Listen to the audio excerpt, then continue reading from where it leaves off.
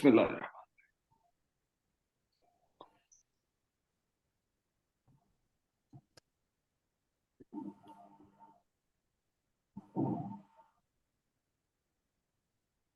Assalamualaikum and a very good afternoon. I am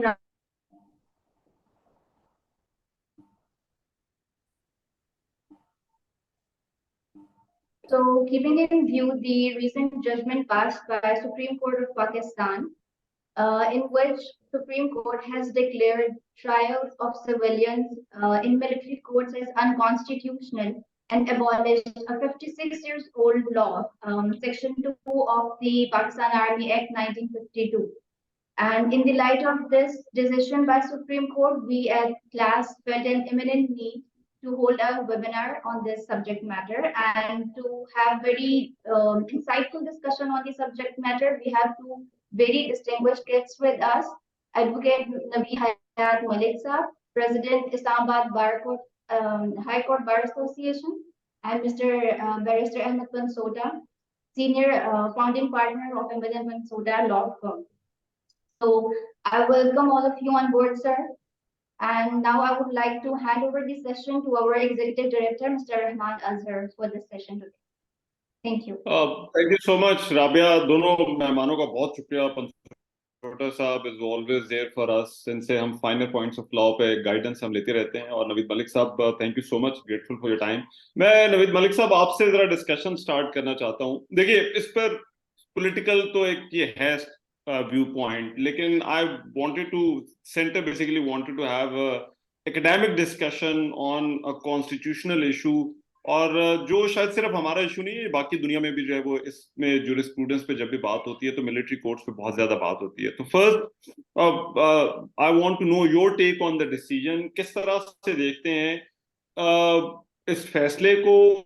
4-1 का decision है, और फिर why do you think the court came to the conclusion or the judge thought कि ये जो trial है इसका जो मैं ये समझता हूँ कि ये जो डिसीजन है, ये जो ऑलरेडी कोर्ट की कई जजमेंट्स एंड फील्ड हैं उससे कॉन्ट्राडिक्टरी है। सारी चीजें अपनी जगह, जो फंडामेंटल राइट्स की वायलेशन है या बाकी भी जो चीजें हैं, जो सेक्शन 21D है आर्मी एक्ट का, देखिए ये जब 21वीं भी उस वक्त जो सुप्रीम जब 21वीं तरमीम आई उसको चैलेंज किया गया सुप्रीम कोर्ट में, तो उस वक्त 11-6 की जो है वो रेशो से ये डिसीजन आया कि नहीं, सिविलियंस का जो ट्रायल है वो आर्मी कोर्ट्स में हो सकता है। एक 5 रुकनी बेंच का फैसला मौजूद है। तो वैसे अब डिफरेंशिएट करना चाहिए था कि पहले जो ट्रायल होते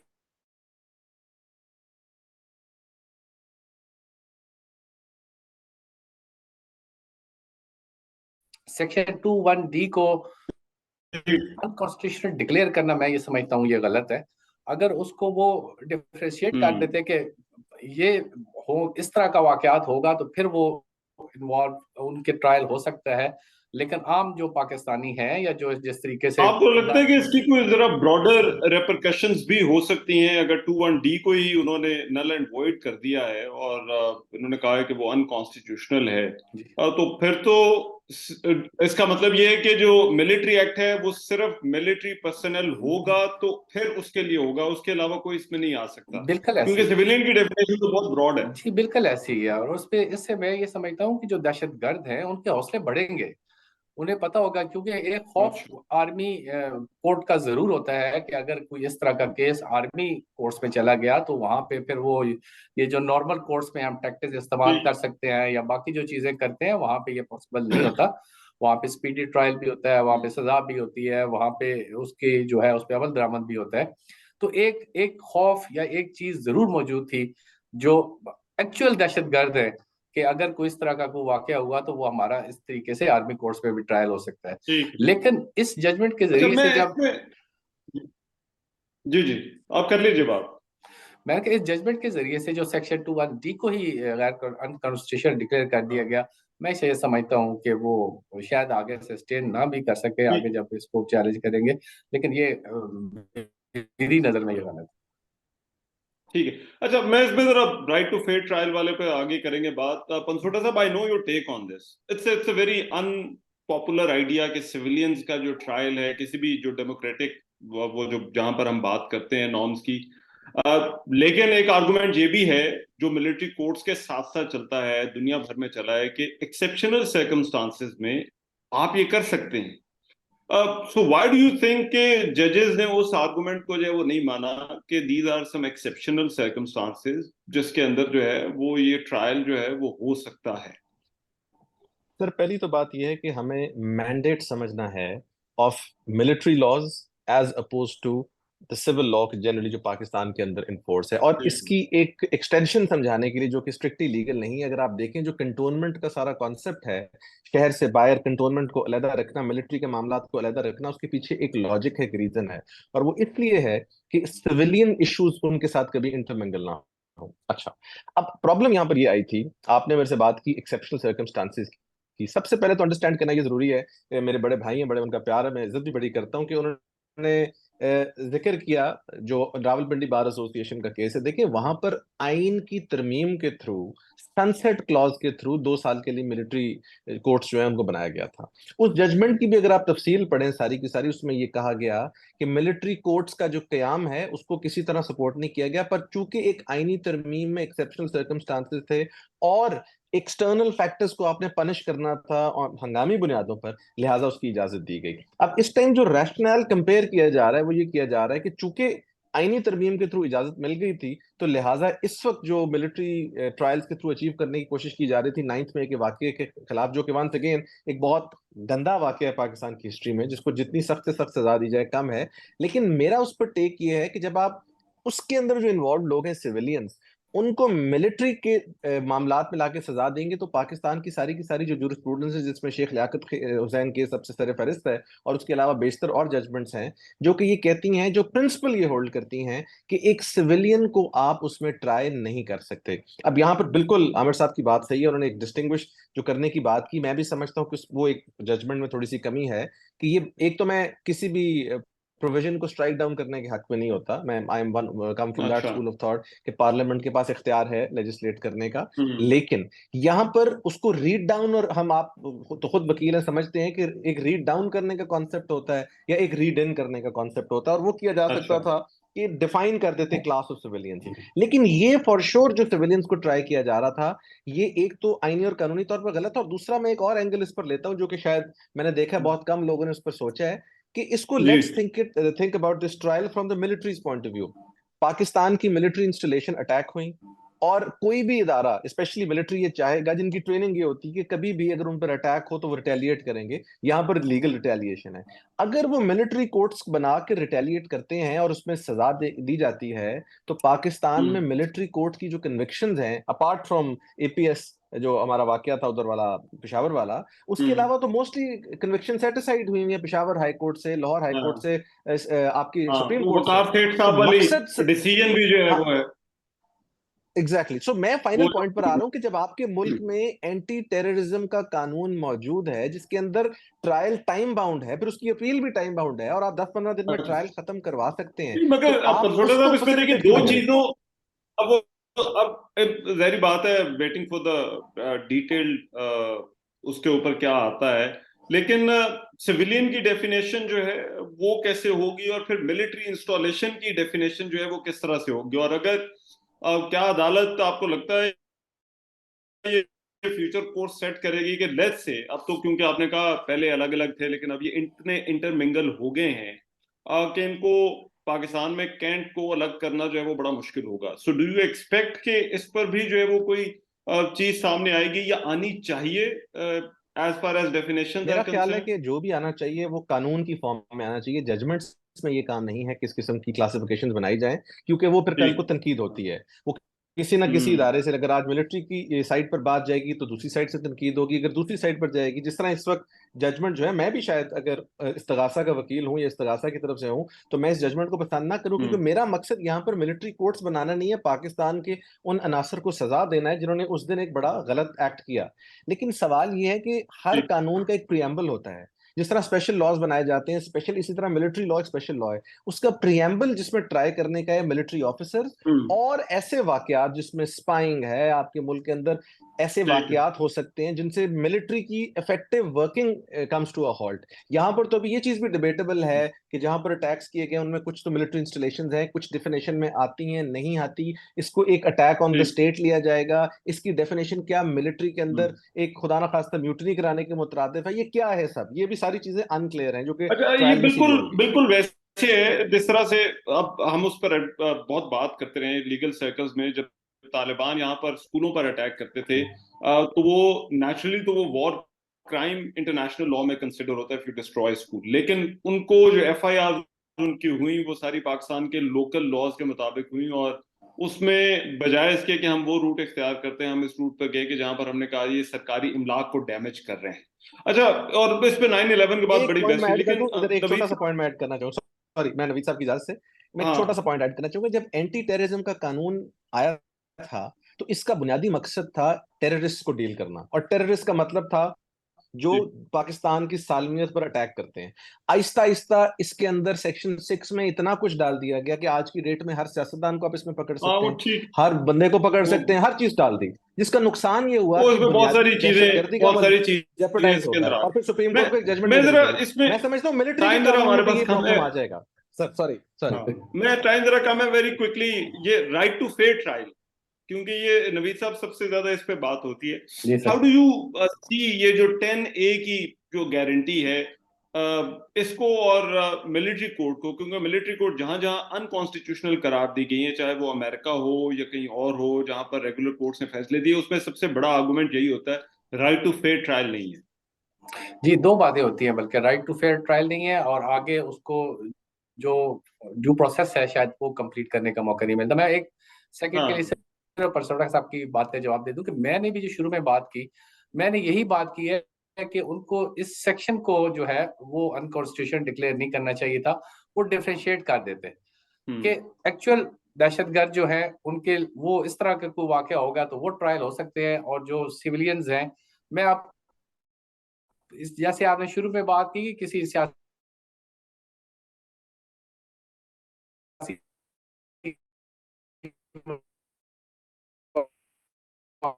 बस्ती के बगैर एक हाँ जी, जर्नल है। बिल्कुल। बाकी जब आ जाता है कि राइट टू फेयर ट्रायल, तो उसमें तो उन्होंने फिर अब चूंकि बहुत सारी अमेंडमेंट्स भी आ गई, जजमेंट्स भी आ गई हैं, अगर नीचे डिसीजन होता है तो फिर वो आगे हाई कोर्ट में भी चैलेंज हो जाता है, फिर आगे वो सुप्रीम कोर्ट में भी अपील का राइट है।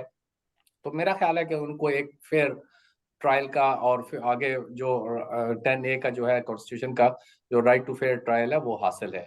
दूसरा एटीसी में मैं बिल्कुल एग्री करूंगा भाई से कि एटीसी बना था दहशतगर्दों के लिए, और वो क्यों अपनी अहमियत खो बैठा है।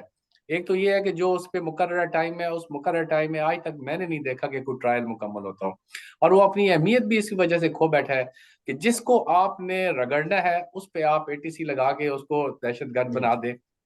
किसी में भी वकील कोई प्रोटेस्ट करते हैं, आप उन पे दहशतगर्दी का एक्ट लगा के आप उनके खिलाफ मुकदमा कर दें, कोई सियासतदान हाँ, प्रोटेस्ट बिल्कुल। करता है, आप उस पे दहशतगर्दी का मुकदमा कर, और मकसद सिर्फ होता है कि उनको दबा के रखें। तो ये जो चीज है जो उसका गलत इस्तेमाल किया गया एटीसी का, वो नतीजा है आज जो हम हालात भुगत रहे हैं। अगर उसका प्रॉपर इस्तेमाल होता सिर्फ दहशतगर्दों के लिए, और जो टाइम लिमिट उसमें दी गई है हम्म। उस टाइम लिमिट में उनका ट्रायल होता, तो शायद ये आर्मी कोर्ट्स वगैरह की या आर्मी एक्ट पे अच्छा, जाने और की ये जरूरत जो ही ना पड़ती। चीज, ये इस पर एक एक going back to the basic argument, एक आर्गुमेंट ये भी है कि जो रेगुलर कोर्ट्स के होते हुए आपको इन स्पेशल कोर्ट्स की जरूरत नहीं होनी चाहिए। अब इसमें जूरिस्प्रूडेंस का आर्गुमेंट ये है कि आपको अपनी जी कोर्ट्स के ऊपर इतना ट्रस्ट होना चाहिए कि आपको दूसरी कोर्ट्स की जरूरत नहीं है। बिल्कुल सही है, लेकिन हमारी अनफॉर्चुनेटली हमारा सिस्टम ऐसा है। अब जो आम हमारे रूटीन की जो ट्रायल है, अगर आप क्रिमिनल केसेस को ले लें, हमारे दिन में जो एक मजिस्ट्रेट या सेशन जज ट्रायल करता है, उसके पास 100 150 मुकदमे वहां पे लगे होते हैं। जजेस की कमी है, प्रोसिक्यूशन डिपार्टमेंट की कमी है, प्रोसिक्यूटर्स नहीं है। आपको मैं हम फेडरल कैपिटल में बैठे हैं सर, फेडरल कैपिटल में प्रोसिक्यूशन ब्रांच ही नहीं है। जो वॉलंटरली बच्चे काम कर रहे हैं सीखने के लिए, वो लोग काम कर रहे हैं। मुझे बताएं इन हालात में फिर वो कैसे ट्रायल होंगे और कैसे उसका सिलसिला अच्छा, चलेगा? राइट। इसमें मैं पंचोटा साहब, इंटरनेशनल लॉ अगर हम देखें तो हमने सर ट्रिब्यूनल्स बनते देखे हैं, एक्सेप्शनल सर्कमस्टांसेस जिनकी मैंने बात की। एक्चुअली अमेरिका ने 2 दफा ट्राई किया, बुश की जो गवर्नमेंट थी उन्होंने 2 दफा ये मिलिट्री ट्रिब्यूनल्स बनाने की कोशिश की, लेकिन दोनों दफा उनकी सुप्रीम कोर्ट ने इसको जो है वो रिजेक्ट कर दिया। अब क्या वाकई मिलिट्री एक्ट्स जो हैं, यहाँ पर एक ये भी सवाल है, एकेडमिक बहस है, कि क्या मिलिट्री एक्ट्स आउटडेटेड हो चुके हैं या फिर एक जनरली जो है वो रिसेप्टिविटी नहीं है कि ट्रायल्स जो हैं वो इन इन एक्ट्स के जरिए जो है वो नहीं होने चाहिए। रहमान साहब, लेट्स बी ऑनेस्ट कि एक मिलिट्री ट्रायल में और एक ऑर्डिनरी ट्रायल में फर्क क्या है। एक मिलिट्री ट्रायल में फर्क ये है, जिसको मैं अप्रिशिएट करता हूं, जो कि हम चाहते हैं हमारी अदालतों में हमें नजर आए, कि जिस डेट पर केस फिक्स होता है उस डेट पर हर कार्रवाई होती है,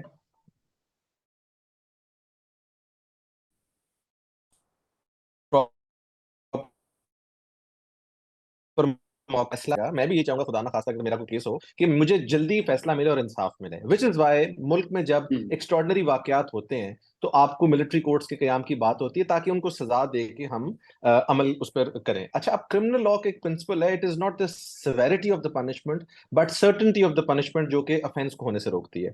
मेरा सवाल ये है कि जो आपकी एटीसी कोर्ट्स हैं, आप एक ही एटीसी के जज को सेपरेट करके उनके पास केसेस फिक्स कर दें, ये वाले लेट्स से 9 मई के, और उसमें जो इस्तगासा है उसकी तरफ से एक ब्रांच से ऑफिसर बैठ जाए कि जी इस ट्रायल को डेली बेसिस पर हमने करना है। जैसे इंग्लैंड में होता है, 1 साल के बाद की डेट आती है, 7-7 दिन के लिए आते हैं। इवन जब एटीसी का कानून आया और 2016 में जजमेंट आई आसिफ खोसा साहब की, उनको कहना पड़ा कि भाई ये काम सिर्फ दहशतगर्दों के लिए है। तो मैं आपको यकीन से कह सकता हूँ एटीसी की सजा भी सख्त है, वहां पर सजाए मौत भी है, उम्र कैद भी है, और एटीसी का जो एक ग्रेंजर है वो भी ज्यादा है। लेकिन हम सिर्फ ये इंश्योर करना चाहते हैं, and I don't blame the military for this, because they all they want is कि वो चाहते हैं कि इसके ऊपर एक सर्टेनिटी आए और जो सजा हो वो जरूर हो, वो जो हर एक का ये चीज अचीव की जा सकती है उससे भी। सो इस पॉइंट ऑफ व्यू से जब भी इस मेथड को या मॉडल को ट्राई किया जाता है दुनिया में, इसको ऑपोजिशन आती है, और उसके पीछे बुनियादी प्रिंसिपल एक है जो कि शेख लियाकत हुसैन जजमेंट ने क्लियर किया हुआ है, that a civilian can not be tried in military courts. एक आपने सवाल पूछा नवीद साहब से स्पेशल लॉज पे, मैंने इस पर एक आर्टिकल लिखा है कि मुझे पाकिस्तान में सबसे बड़ा एतराज ये है कि हम हर चीज को स्पेशल बनाते हैं। हमारा जनरल लॉ जो है वो वीक है, हमने खुद वीक किया है। हमारी बैंकिंग का स्पेशल लॉ है, हमारा एटीसी का स्पेशल लॉ है, हमारा कस्टम्स का स्पेशल लॉ है, इनकम टैक्स का स्पेशल लॉ है, हमारा जनरल लॉ इन सारी चीजों में it is lost in translation. और पूरी दुनिया में स्पेशल लॉज को कम किया जाता है ताकि आपका जनरल लॉ जो है वो हर चीज पर हावी हो, लेकिन हमें ट्रस्ट नहीं है उस पर और हमने कभी एम्पावर भी नहीं किया उसको, जिसका नतीजा ये है कि आज हमें ये बात करनी पड़ी मिलिट्री कोर्ट्स, क्योंकि इसका जो अंडरटोन है उस सब अग्री करते हैं, आप भी करेंगे मैं भी करूंगा, कि सबको सजा मिलनी चाहिए जिन्होंने किया है। राइट। मैं जरा थोड़ा अब इसको कंक्लूजन की तरफ जाते हैं नवीद साहब। जो गवर्नमेंट, अब आई थिंक शायद हो सकता है इसके ऊपर अपील आए। एक तो सुप्रीम कोर्ट ओवरऑल जो कॉन्स्टिट्यूशनल मैटर्स को अब किस तरह से सुप्रीम कोर्ट को देखना चाहिए, इस पर भी बहुत ज्यादा बात हो रही है। सो एक तो इसका जो है वो प्रोस्पेक्ट आगे क्या देखते हैं अपील का आप, एंड सेकेंडली जो जनरली जो कॉन्स्टिट्यूशनल मैटर्स जब आते हैं और उस पर जो फैसले आते हैं या उस पर जो जिस तरह से जूरिस्प्रूडेंस हो रही है हमारे यहाँ, वो बड़ी तनकीद भी होती है बाज़ औक़ात के, शायद जो है वो पार्लियामान तो ये कहती है कि आप तो तकरीबन कानून बनाने जो है वो लग जाते हैं। So your take on that, क्योंकि ये भी हमारे जो एक ओवरऑल क्वेश्चन जरूर है हमारे सिस्टम के हवाले से और एनवायरनमेंट के जो लीगल एनवायरनमेंट। सर, जो कॉन्स्टिट्यूशनल मैटर थे उनमें पहले एक खामी ये जरूर थी कि उनमें आपको अपील का राइट नहीं था। देखिए, आगे आप अगर रिवीजन में जाते हैं तो उसका स्कोप कोई इतना ज्यादा नहीं था जिसमें वो, और फिर वही बेंच सुनता था। Supreme court practice and procedure act के आने के बाद अब उसमें ये तब्दीली जरूर आई है कि उसमें आगे आपको अपील का राइट है, और फिर वो बेंच नहीं सुनेगा, दूसरे बेंच सुनेगा और उससे लार्जर बेंच सुनेगा। तो मेरी नजर में शायद, जी सर, और मैं नहीं समझता हूँ कि शायद ये फैसला फैसला सस्टेन कर सके। जो शायद इख्तलाफी नोट था हमारे ऑनरेबल जज साहब का, ये वो उस हवाले तक शायद वो हो कि सेक्शन को अनकॉन्स्टिट्यूशन डिक्लेयर ना किया जाए, उसमें डिफरेंशिएट कर